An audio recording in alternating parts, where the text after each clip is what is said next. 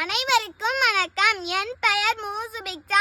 நான் ஊராட்சி ஒன்றிய ஆரம்ப பள்ளி எருமைச்சினையில் 4ஆம் வகுப்பு படிக்கிறேன். தேடி சோறு நிறம் தின்று பல சின்னஞ்சிறு கதைகள் பேசி மனம் வாடி துன்பம் மிக உழன்று பிறர் வாட பல செயல்கள் செய்து நரை கூடி கிளப்பருவம் எய்தி கொடுங்கூற்றுக்கு இறையென பின் மாயும் பல வேடிக்கை மனிதரை போல் நான் வீழ்வேன் என்று நினைத்தாயா?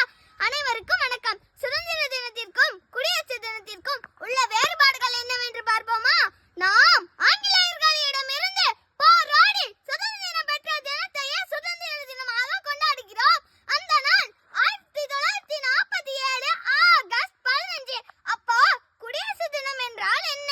நாம் சுதந்திரம் பெற்ற உடனேயே நமக்கென சட்ட திட்டங்களை உருவாக்கி கொண்டோமா? கிடையாது. நமக்கென சட்ட திட்டங்களை உருவாக்கி கொள்ள நமக்கென ஓர் அரசியல் சாசனத்தை ஏற்படுத்தி கொள்ள நமக்கு 2 ஆண்டுகள் தேவைப்பட்டது. அதாவது 1947 சுதந்திரம் பெற்று 2 ஆண்டு கழித்து சரியாக 1950 ஜனவரி 26 நமது அரசியல் சாசனம் அமலுக்கு வந்தது.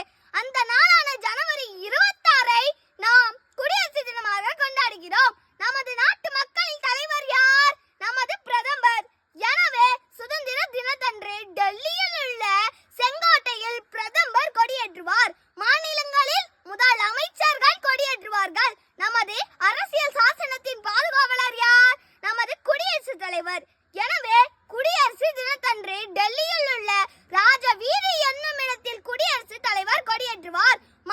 அந்தந்த மாநிலங்களில் ஆளுநர்கள் கொடியேற்றுவார்கள்.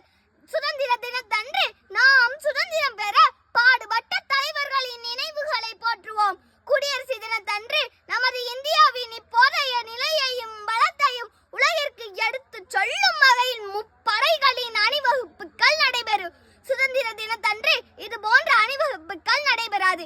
இவ்வாறு